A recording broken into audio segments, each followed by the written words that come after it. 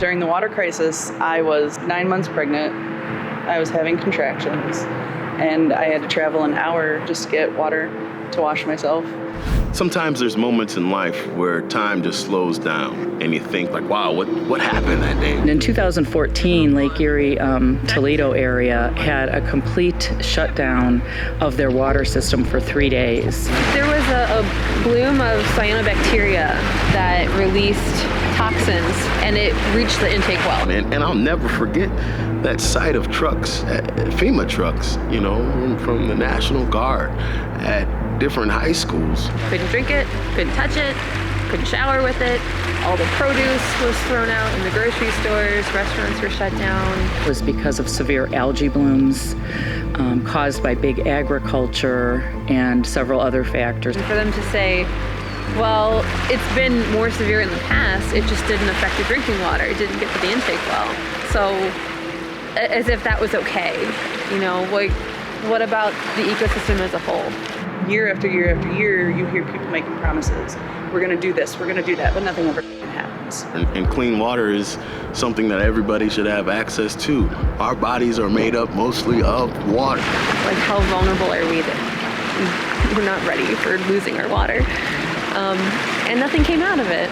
So I think that was what motivated all of us to start taking action, to do something differently.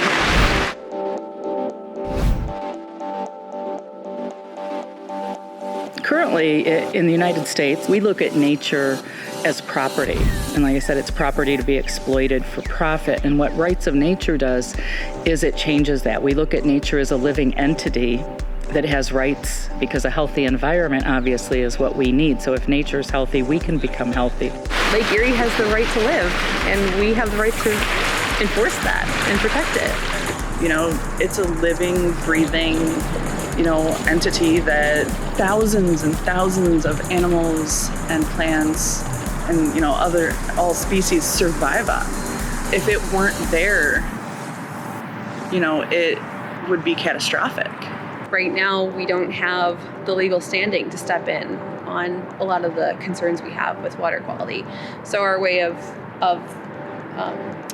fixing that is to say, Lake Erie has rights and we'll protect those rights. We have to break that industrial model. We have to understand that it's not sustainable. None of this is sustainable.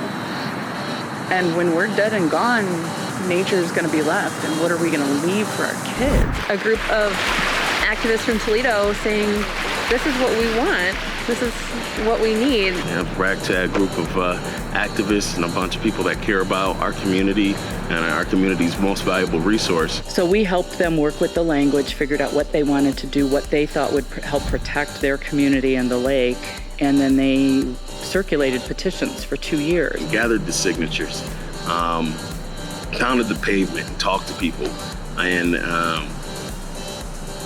we won. We won.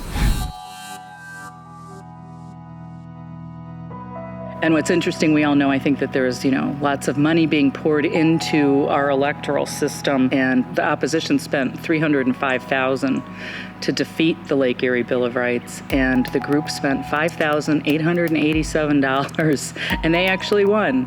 They won with 61% of the vote. For all the times we've been told no, and all the times that we've been defeated, we pushed through it, and it fed me more than anything I've ever done environmentally.